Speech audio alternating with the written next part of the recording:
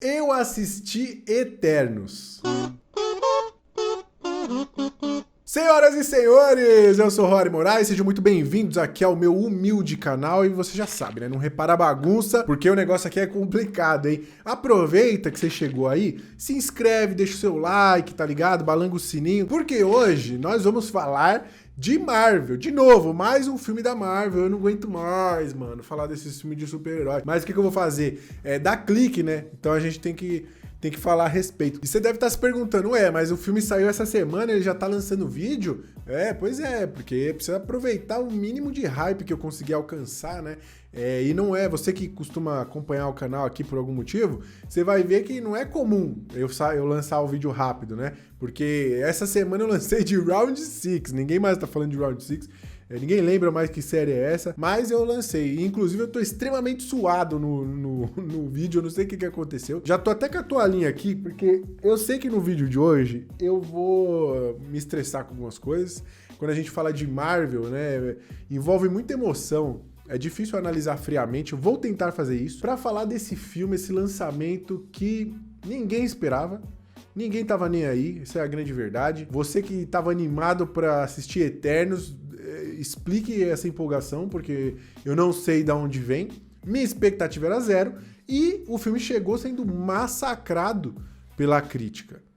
E é sobre isso que nós vamos falar. Eu quero falar com vocês se o hate da crítica se justifica. Vem comigo. Em Eternos, nós somos apresentados a um grupo de seres imortais que não são tão imortais assim, na verdade, chamados de, adivinha só, Eternos. O propósito de vida deles, ao longo de toda a história da nossa civilização, foi nos proteger dos malignos deviantes, monstros de CGI, qualquer coisa, que querem nos matar, porque sim, eles não têm outra coisa pra fazer, não tem um videogame e tal, então o passatempo deles é comer seres humanos mesmo. Mas uma revelação faz com que os Eternos comecem a questionar o seu propósito de vida e até quem eles são de verdade. Todo filme que eu falo da Marvel aqui eu começo com a mesma coisa, né? Eu não tinha nenhuma expectativa pra esse filme. Na verdade, geralmente eu vou com a expectativa ruim. Esse aqui era tipo zero, mano. Zero, assim, eu não vi trailer, eu não sabia o que era, não sei nada desses heróis, nunca li nenhuma HQ de Eternos, então zero, assim, zero. Fui assistir porque fui. Só que eu tava com o pé atrás, com uma parada, né? Porque esse filme aqui, ele se tornou o primeiro filme do MCU a receber o selo de tomate podre no Rotten Tomatoes, né? E aí, o que é isso? Isso significa que menos de 60% das avaliações foi positiva, né? Para um filme ter o selo de tomate fresco no Rotten Tomatoes, ele tem que ter de 60% para mais das avaliações positivas, não tô falando de nota. O cara entrou lá, fez uma avaliação positiva, entrou lá, fez a negativa. Se mais de 60% das avaliações forem positivas, selo tomate fresco, mas o Eternos estava com selo, tá com selo de tomate podre, né? Tava com 55% de aprovação, uma avaliação aí que é pior do que Thor, o Mundo Sombrio e o Incrível Hulk. Então como é que você não fica com o pé atrás? Porque esses dois filmes, quem lembra desses dois filmes aí?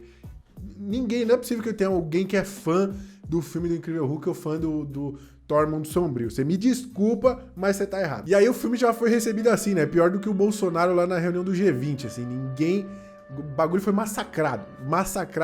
Essa é a palavra. Então tô eu lá na pré-estreia de Eternos, né? Eu já fui no espírito de dormir na sessão, assim, de pegar meu celular, ficar jogando, diminuir o brilho, ficar jogando meu emuladorzinho de Pokémon, porque era isso, né, cara? Isso que me esperava. Inclusive, eu queria abrir um parênteses aqui, porque os cinemas, agora tá voltando os cinemas aí aos poucos. Eu peguei uma sessão bem tranquila, inclusive, proteja-se se você for ao cinema, use máscara, tudo certinho. Os cinemas, eles estão fazendo, pelo menos o que eu fui, você compra os lugares, você e sua galera, e os lugares entre a sua turma e as outras pessoas, eles sempre separam uma cadeira. Mas eu não sei o que aconteceu, que a sala tá apertada, velho. Eu não sei se eles botaram mais cadeira ou eu engordei na pandemia, mas tá realmente apertada a sessão. Eu espero que seja o lance das cadeiras mesmo. Mas eu acho que não é. Mas enfim, parar de enrolar aqui. Vamos falar do filme que tinha uma missão muito ingrata, né?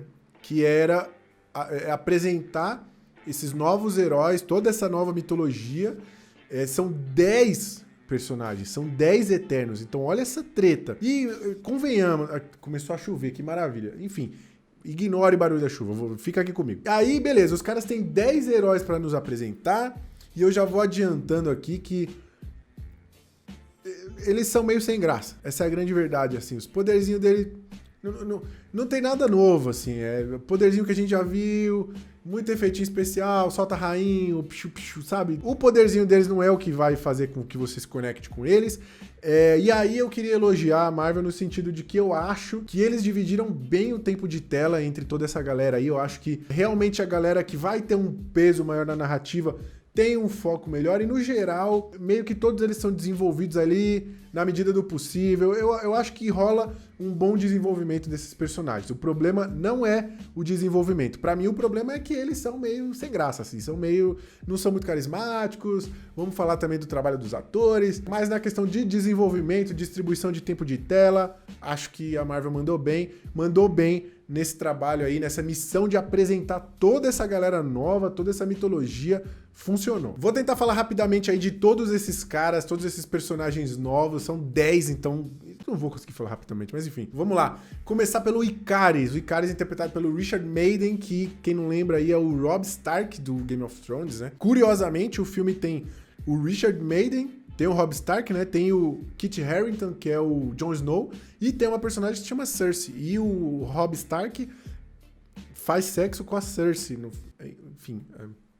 Eu achei a atuação do Richard Madden aqui bem mais ou menos mesmo. Na verdade, eu acho que isso é um grande problema de quase todos os Eternos aqui. Assim, é uma interpretação bem blasé, assim, bem pouco expressiva, e nem todos eles têm grandes momentos também pra brilhar, mas eu acho que a direção de atores pecou nisso, assim, não tem uma baita atuação, assim. Aqui, no caso do Ikaris, por exemplo, ele tem algumas cenas em que ele tem lá aqueles acessos de raiva, tem alguns momentos mais dramáticos, mas eu acho que o ator não entregou legal, e eu acho que isso é um problema recorrente aí no elenco. O lance dos poderes que eu falei, ele é o super-homem, são poderes muito parecidos com o do super-homem, ele voa, ele solta laser pelo olho, ele tem super força, super rápido, sei lá, é um poderzinho meio sem graça, assim, não traz nada novo, não é nada que a gente não tenha visto, é bem feito, os efeitos são legais, mas é ele voando, tacando raio, um boneco de CGI, e eu acho sem graça. Sem mencionar que ele é mega overpower, então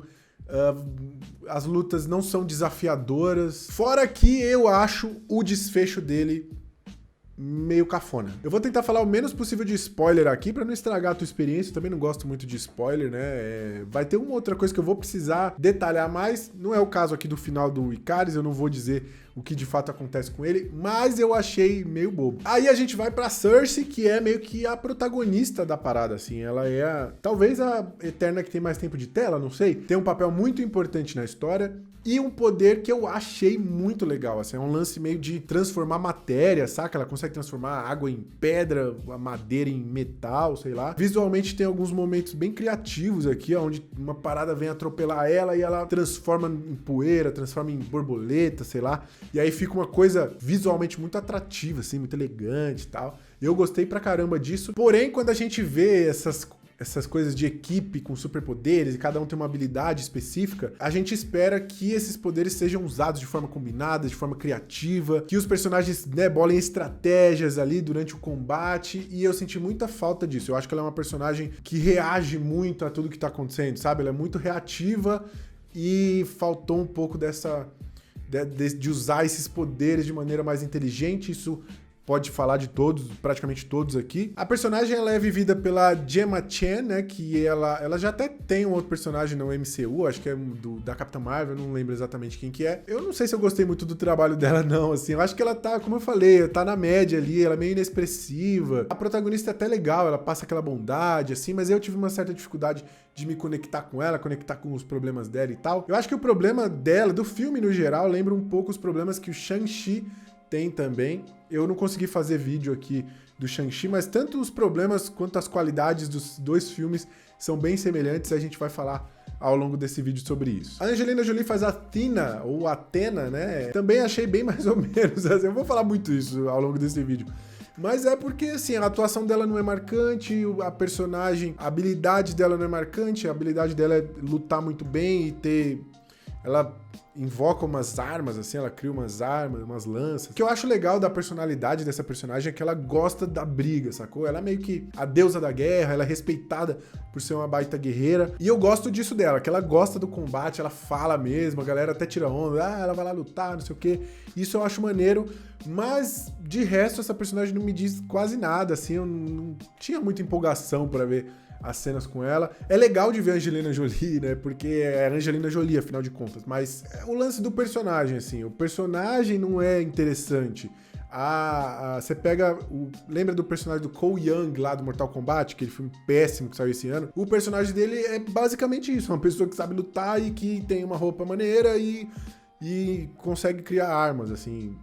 Não tem graça, assim, não é legal. Outra característica dela que é importante, que talvez você possa gostar, eu tenho sentimentos conflitantes quanto a isso, não sei se de fato isso contribui com a história, é que ela tem uma treta meio Fênix do X-Men, né? Ela é uma bomba relógio ali dentro da equipe que a qualquer momento pode explodir. Eu não vou entrar muito no detalhe, mas ela representa um perigo para a equipe em alguns momentos onde ela tem aqui os surtos ali e tal. Na verdade, se eu for elogiar uma parada desse arco aí da Tina, da personagem da Angelina Jolie, é o fato de que essa treta fez com que eu me conectasse, com que eu me importasse com outro dos Eternos, com outro personagem, que é o Gilgamesh, interpretado lá pelo Madon Seok, não sei se eu falei certo, mas...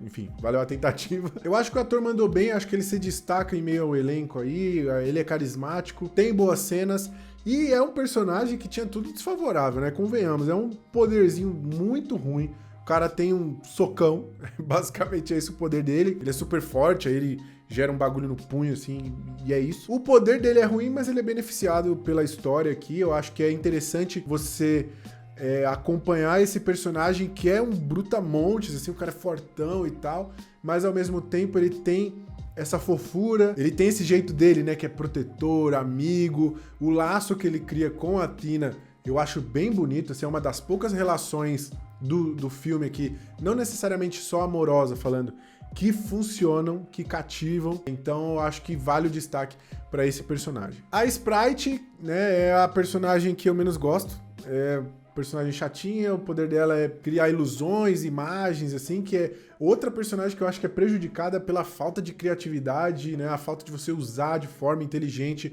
os poderes, assim, eu sinto falta dela usar essa parada nos combates, pra mim ela foi a adolescente irritante do filme, e a história dela, o dilema dela, o arco dela, eu acho que soa familiar demais, você vai reconhecer a história, e eu não consegui me importar. A Jaque, interpretada pela Salma Hayek, também, assim, ela é a mentora do grupo, ela, né, a líder da parada, ela tem um poder de cura e ela passa essa imagem de protetora mesmo, né, de pacificadora, e ela sabe mais do que o resto do grupo, mas ao mesmo tempo ela é um elemento importante na história, mas ao mesmo tempo não tem momentos muito memoráveis, então... Próximo. O Kingo é um probleminha pra mim, assim, também é outro que eu tenho sentimentos conflitantes a respeito, não só porque o poder dele é horroroso, o poder dele é atirar rainho, literalmente, ele inclusive faz assim com o dedo, péssimo. Lembra um pouco o Yusuke lá do Yu Yu Hakusho, né, o poder dele é basicamente aquilo. Mas aí tem outra questão, né, que ao mesmo tempo que o filme... até manda bem na questão de diversidade, assim, eu vou falar mais sobre isso. Ele tem aqui o indiano, que é engraçadinho e que trabalha em Bollywood, e eu não sei até que ponto que isso pode ser lido como estereótipo ou como homenagem, saca? Então, como eu não tô no lugar de fala pra falar, eu só posso dizer que eu fiquei meio dividido quanto a isso, né? E ele é aquele personagem engraçadinho que não importa o que está acontecendo, ele precisa emplacar o punchline dele ali pra fazer a audiência rir. O mundo tá acabando, tá todo mundo ferrado e o cara tá pronto ali pra mandar aquela frasezinha sagaz. Eu não vou mentir que algumas piadas de fato me pegaram, teve alguns momentos que eu ri sim. Ele tem inclusive o Dedé dele, né, que é o o mordomo lá, então tem a escada, as piadas funcionam, é bem escrito nesse sentido. Mas como eu disse, tira todo o peso do que tá rolando ali, isso é um problema recorrente na Marvel e tal. Mesmo com tudo isso, é difícil falar de Eternos, porque você fica nesse vai e volta, é ruim, é bom, é ruim, é bom. Mas mesmo com tudo isso, esse é um dos Eternos que eu mais gosto, eu acho que ele tem mais personalidade, né? E também porque eu gosto muito do ator, né? O Kumail Nanjiani, eu acho que ele é muito bom, assim, ele tem um timing cômico muito bom. A própria voz dele já é engraçada e tal. Achei uma boa escolha. E acho que ele manda bem no filme, esse é um dos personagens mais divertidos, sem falar que o personagem dele tem uma passagem bem interessante no filme. Em determinado momento crucial ali da história, ele toma uma decisão que pode deixar o público meio surpreso. Não é uma decisão, não é um caminho que a gente tá acostumado nesse tipo de filme. E eu acho que tem tudo a ver com a discussão proposta pelo filme. Então esse personagem ganhou ainda mais simpatia da minha parte. Tá entre os meus Eternos favoritos. Aí a gente tem o Phastos, interpretado pelo Brian Tyree Henry, que você deve conhecer, de Atlanta e tal. Ele é um cara bem engraçado, também é outro ator que eu gosto. Eu não sei se eu gostei muito do personagem dele, eu gostei muito da família dele. Com 2 minutos de tela lá, eu já tava, é isso aí, vocês têm que salvar a Terra por causa dessa galera. Já tava completamente apaixonado ali pela família dele, pelo filhinho dele. O poder dele é criar tecnologias, então ele... Eu não sei se é criar tecnologias, ele é meio que o senhor das armas ali, ele cria armas, ele cria tecnologia. Ele faz algumas coisas muito parecidas com o que a Shuri faz lá no Pantera Negra. Eu só espero que ele não seja um negacionista, né? Não seja um anti-vax do cacete. Eu acho que não, ele parece ser um cara bem maneiro, na verdade. Mas é isso, ele fica lá rodando a mão e fica aparecendo uns negócios, e aí de repente ele cria uma tecnologia. A discussão do personagem tem uma coisa interessante ali, que é o fato de que ele, ao longo da nossa história, criou algumas tecnologias meio que para impulsionar a nossa evolução. Algumas dessas tecnologias foram utilizadas para o mal, aí ele tem todo esse conflito interno de querer ajudar, mas ao mesmo tempo temer o caminho que isso pode tomar, se responsabilizar por algumas coisas. Esse lance dos Eternos meio que impulsionar a gente faz a gente se sentir meio bosta, na verdade. Você fala, pô, quer dizer que o que a gente criou foi os Eternos que fizeram? Mas, por outro lado, é bem legal essa discussão do papel deles influenciando na nossa evolução, o quanto eles podem interferir ou não. Isso é um tema frequente ao longo de todo o filme. E é isso, basicamente. Daqui a pouco eu falo um pouquinho mais desse personagem, porque tem uma outra questão envolvendo ele que é muito interessante. Na verdade, eu gostei mais desse personagem do que não gostei. Eu acho o poder dele meio merda, mas o pano de fundo dele é bem, bem legal. A gente tem agora a Makkari, que é interpretada pela Lauren Ridloff. Falando de diversidade, antes da gente entrar no poder dela, essa personagem, ela tem uma deficiência auditiva, então ela se comunica por linguagem de sinais. E o que é muito legal é que a atriz, a Lauren Ridloff, é de fato uma deficiente auditiva, então isso só agrega a parada, isso passa uma experiência muito verdadeira para o público, fora toda a questão de representatividade. Eu sei que essa parcela da população deve ter muita dificuldade em se ver representada, logo essa é a primeira personagem do MCU com deficiência auditiva, e também é legal a questão de você empregar essa galera, né? E ela é uma baita atriz, mandou muito bem. Assim, eu gosto muito da personagem da Makkari, gosto do poder dela, porque ela é velocista e personagens que são velocistas costumam ser legais de assistir. O poder dela não tem... As cenas em que ela usa o poder não tem toda aquela pompa do Mercúrio lá nos filmes do X-Men, mas mesmo assim são legais, ela tem bons momentos de ação. Eu gosto da cena em que tem um personagem que ela vai enfrentar e ela dá um cacete nele, e isso só faz ficar meio frustrante, porque essa personagem não é dos heróis aqui que vão ter mais tempo de tela, que vão ter mais desenvolvimento. Pra mim foi uma pena, queria ver mais dela.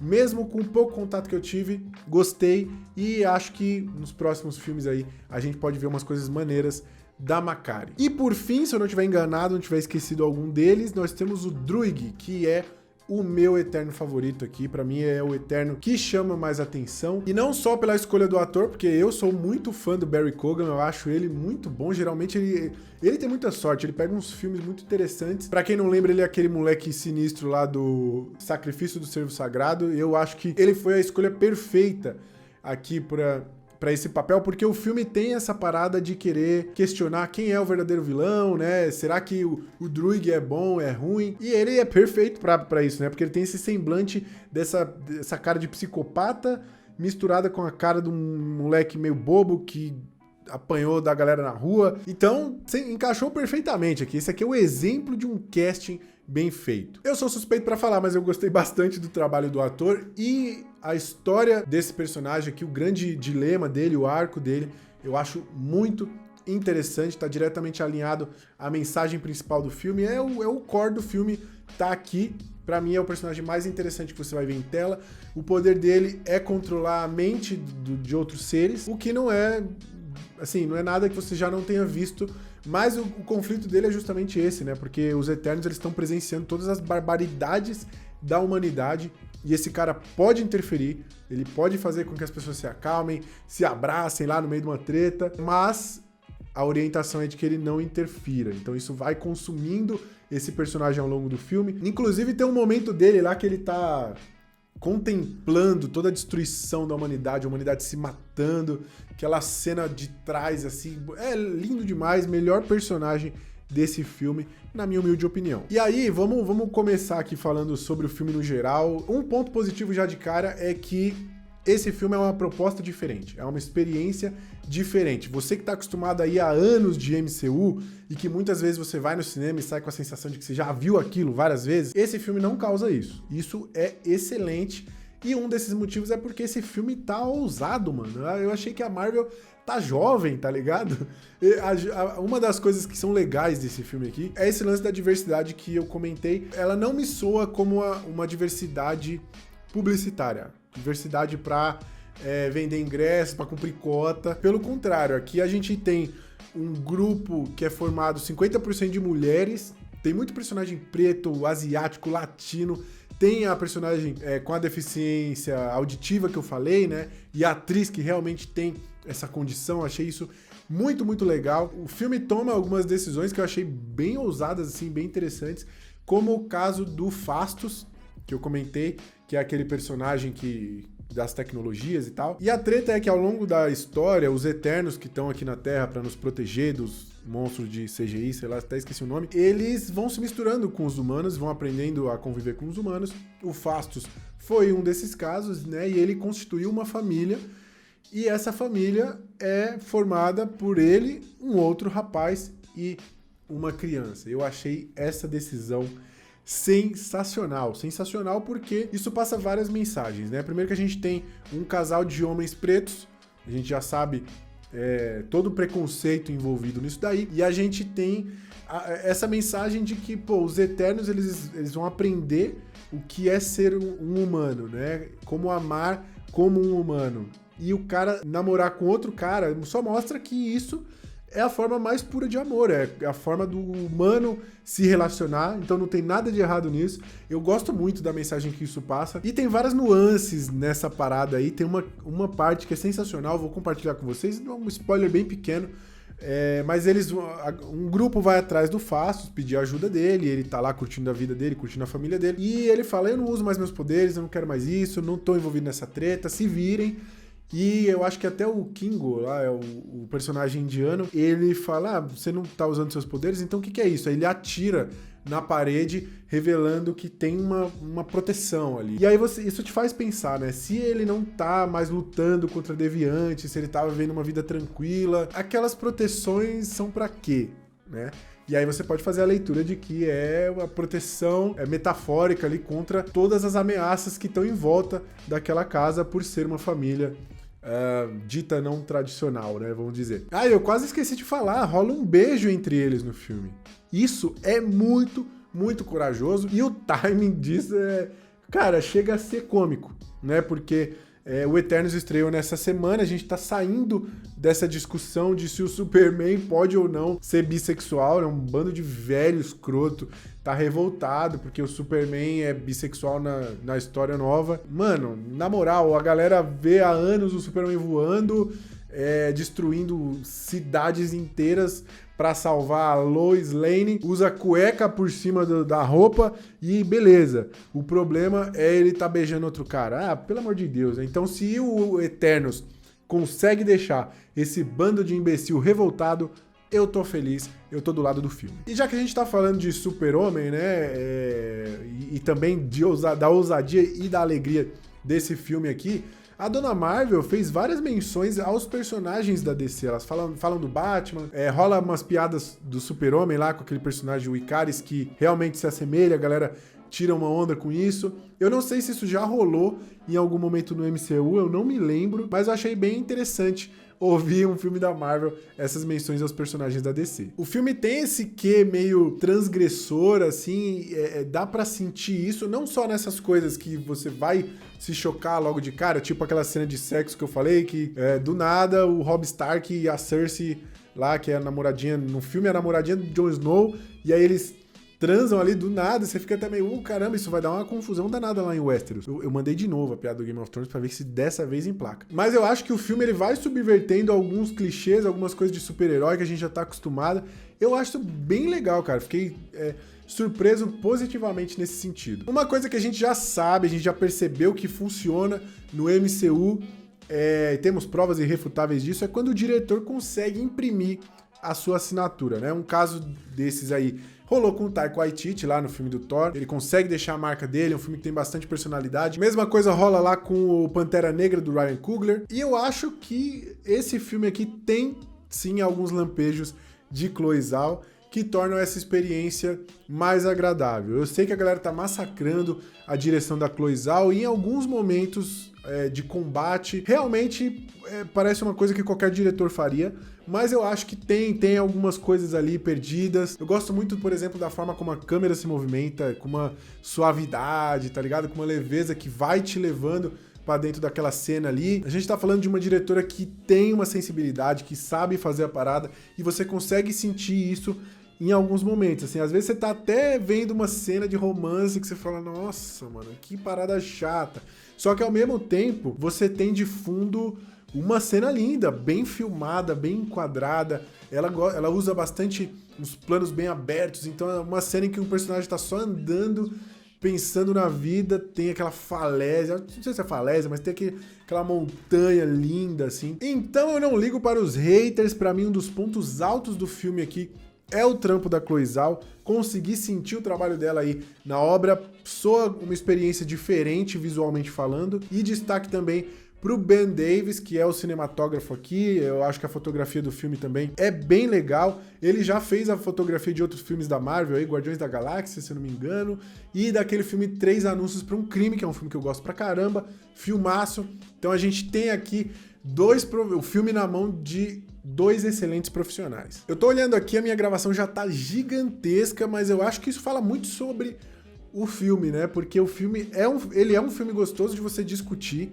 e esse é outro ponto alto que eu quero destacar aqui, é a reflexão que ele propõe. Assim, eu não esperava que ele ia vir com toda essa profundidade, por tudo isso que eu falei, os bonecos de CGI, toda aquela bobagem que a gente já tá acostumado, mas ele traz uma série de questões bem filosóficas sobre a nossa existência, sobre a evolução da espécie e os custos que isso traz, né? Tem uma questão sobre propósito, sobre destino, sobre livre-arbítrio. Eu falei várias vezes essa palavra, finalmente eu acertei porque é difícil. Ele tem um tom quase que de religião e ele traz aspectos que as religiões discutem, questão de fé. Isso tudo é muito interessante da experiência de assistir Eternos, né? E outra coisa que é bem legal é que é difícil você assistir esse filme e sair cravando quem é o vilão da parada. Você pode advogar para todos os lados aqui. A gente tem essas criaturas que são assustadoras, são meio deformadas e tal. É o clichê do gênero, não tem o que fazer. Mas ainda assim, eles têm uma interpretação daquela realidade. Os humanos têm, os Eternos têm, aí tem os seres celestiais lá, eu esqueci o nome, também vão ter a visão deles de tudo aquilo, e eu acho que o filme deixa para que o público faça a digestão daquilo e reflita sobre quem tá certo, quem tá errado. E como eu falei, não é à toa, o áudio, a minha gravação aqui tá gigantesca, eu tô ferrado para editar isso, porque o filme, ele realmente vai te fazer querer debater, você sai, quer falar com os amigos, você fica pensando na parada. Eu fiquei alguns dias aí, desde que eu assisti, refletindo sobre, mas esse filme não é feito apenas de pontos positivos, como de costume. Vou falar agora do que não presta. Uma das primeiras críticas que eu tenho é os romances, as tentativas de emplacar um romance aqui, tudo sem sal, tudo sem tempero, você não se apega a nenhum casal desse filme aqui. Tem uma relação, como eu falei já, a da Tina, né, com o outro Eterno lá. Eu não sei necessariamente se é uma relação amorosa, eu sinto mais como uma amizade, essa funciona, mas no geral as outras não. O filme fica perdendo um tempinho com isso, que não é tão interessante. Eu entendo o apelo com o público, tem que ter o casalzinho e tal, mas eu preferiria que o foco fosse em outras paradas. Talvez desse pra desenvolver melhor alguns personagens se não tivesse esse tempo do romance. Para filmes que fazem muito uso de efeitos visuais, principalmente de CGI, esse daqui tá acima da média, ele manda muito bem, mas tem uma ou outra ceninha que vai te causar um estranhamento sim, fica aquele contraste gritante do ator com o chroma em alguns momentos, você fala, nossa senhora. Mas, no geral, o filme manda muito bem, eu acho que o CGI aplicado nos atores fica bem natural, assim, eu gostei de ver. Nas cenas de ação também eles funcionam bem, mas é aquilo que eu te falei, é um monte de herói de CGI tacando rainho em bonecos de CGI. Passa pouca verdade, parece que você tá assistindo uma cutscene de videogame. Tem uma cena que eu gosto pra caramba, que uma das criaturas pega lá o super-homem, prende no chão, a câmera faz o mesmo movimento da cabeça dele batendo no chão. Essa cena é muito massa, mas de combate mesmo eu não consigo me lembrar de outros grandes momentos. E mantendo o padrão Marvel, né, é uma parada que eu já até abri mão, meio que abri mão, porque eu sei que não vai ter, é o senso de urgência e de perigo. Não existe aqui. A gente tá falando mais uma vez de uma história onde a Terra corre perigo, nossa raça está prestes a ser aniquilada, a sumir do universo, mas a galera está sentada numa mesa falando, olha, nós temos 7 dias para salvar a humanidade. Aí, piadinha, hahaha, que legal. A gente não pode esperar uma coisa diferente, isso vai me incomodar sempre. Não sinto esse senso de perigo, senso de urgência. Em nenhum momento do filme eu senti que, de fato, algo grave poderia acontecer. Esse é um dos motivos pelo qual o Guerra Infinita é um dos meus favoritos do MCU, talvez o meu favorito, porque, tudo bem, depois tudo é desfeito e tal, e a gente já sabia que isso ia acontecer, mas a experiência de ver aquele filme, ver acontecer tudo aquilo, e no final, a cena extra, sei lá, o texto Marvel na tela e ele virando poeira, é pesado, era uma história pesada, e eu sinto falta disso um pouco nos filmes da Marvel, e em Eterno você não vai ver de jeito nenhum. Muito também porque tá ficando cada vez mais difícil da Marvel estabelecer uma hierarquia, vamos dizer assim, nesses poderes, né? A galera que é mais nerd aí, que fica estudando os personagens, que conhece o quadrinho, vai saber, né? Mas eu não sei quem que é mais forte. A Feiticeira Escarlate é um desses Eternos aqui, que eles parecem meio semideuses, assim. A Capitã Marvel, o Thor, eu não sei, né? E eu acho que isso vai criando um ambiente que fica difícil até de você criar uma ameaça, né? De você estabelecer uma ameaça. Então eles vão ter que caprichar muito no desenvolvimento de um vilão. Não sei se vai ser o Kang, não sei se vai ser o Galactus. Vai ser difícil, cara. Vai ser difícil, e a gente sabe que a Marvel costuma mandar meio mal, né, em estabelecer esses vilões aí. O caso do Shang-Chi recente, por exemplo, é péssimo vilão. A Viúva Negra também, o filme todo é horroroso da Viúva Negra. E aqui também, apesar de que tem o que salva é que a gente tem essa discussão de quem de fato é o vilão, mas levando em consideração as opções que temos de vilão, eu acho que não funciona, então a Marvel vai ter que caprichar, porque tá subindo o sarrafo dos poderes aí, e pra gente se importar e ter a sensação de que de fato algo pode acontecer, a Marvel vai ter que trabalhar um pouquinho. Outra coisa que a gente precisa dizer aí pra você que tá se preparando pra assistir os Eternos, não sei se você já foi e tal, é que a conexão com os demais filmes do universo é bem frouxa, tá? Então se você tá esperando ver várias conexões, não vai rolar. Por um lado eu acho isso legal, porque o filme fica acessível, você não precisa ter feito a faculdade de MCU, pós-graduação, pra entender, e eu acho que a Marvel tá apontando pra um caminho de que a gente vai ter essas histórias celestiais no universo e tal, e as histórias terrenas, né? Então consigo entender a decisão e, assim, parte de mim fica só um pouco frustrada, porque eu assisti 35 anos de Marvel, um monte de filme merda, pra chegar aqui e não ter o meu cashback, entendeu? Eu quero o meu fanservice, eu quero poder assistir o bagulho e falar, isso aí é do Capitão América Guerra Civil, sabe? Não tem aqui. Aí eu fiquei um pouco frustrado por conta disso, mas eu entendo a decisão. Mas inevitavelmente você vai ficar se questionando sobre porque eles dão uma explicação de por que eles não interferiram no bagulho do Thanos. Mas você vai se pegar pensando assim, tá, mas pô, o mundo tá acabando aqui, a galera tá sabendo disso, cadê os Vingadores? O Doutor Estranho não tá sabendo disso, a SHIELD, sei lá. O filme ignora isso, passa bem por cima, as justificativas são bem assim, aceita que é isso. Então se você for um cara mais exigente nesse quesito de fanservice, de explicações, acho que você não vai sair muito satisfeito, não. O roteiro tem essa coisa de você, em alguns momentos, se perguntar, ué, mas por que não fizeram isso antes? Como eu falei, a corredora lá tem uma cena que ela dá um pau numa ameaça que eles estão enfrentando e você fica, caraca, os caras estavam tomando um pau 2 horas de filme e ela resolveu fazer isso agora? Por que não fizeram antes? Essa pergunta vai aparecer em alguns momentos. O Phastos também, tem uma hora que ele precisa solucionar lá uma questão.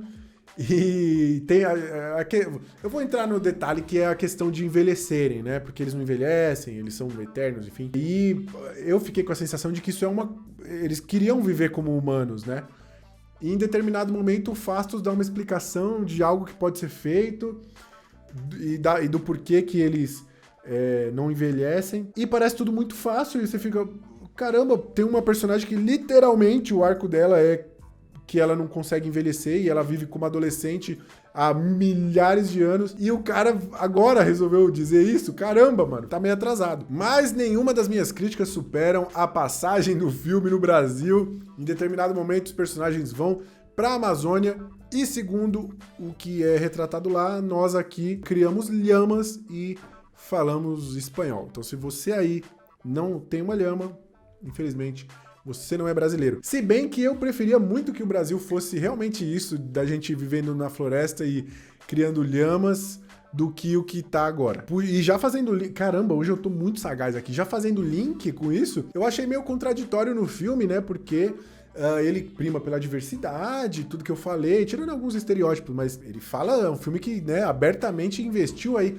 na questão da diversidade. Em determinado momento do filme, um personagem usa a frase "a verdade os libertará". E aí fica difícil, porque ou você é bolsominion, ou você defende a diversidade. As duas coisas ao mesmo tempo não dá, porque esses dois conceitos se anulam. Eu quase me esqueci das cenas extras, né? Tem 2 cenas extras, tem aquela cena extra logo quando o filme acaba, aí você espera todos aqueles créditos, e tem outra, e inclusive isso é uma coisa que eu odeio da Marvel, porque ela estabeleceu isso, e agora todo filme que a gente vai assistir, a gente não pode sair antes, então você tá cagando nas calças, mas você não pode sair porque você se sente culpado de talvez tá perdendo uma cena extra. Então, vergonha, dona Marvel, vergonha dessa cultura que ela estabeleceu. Mas as cenas desse filme aqui são bem legais, eu vou tentar não dar spoiler. O que eu posso dizer é que ambas as cenas elas funcionam meio que como a Marvel colocando as peças no tabuleiro e posicionando para próximas histórias, e o caminho que ela aponta é bem interessante. Na primeira cena a gente tem a entrada de um personagem novo, que é muito importante para a história. Achei curioso a escolha do ator, né, que interpreta esse personagem aí. Eu vou dizer, se você não quer saber, tapa o ouvido, é o Harry Styles.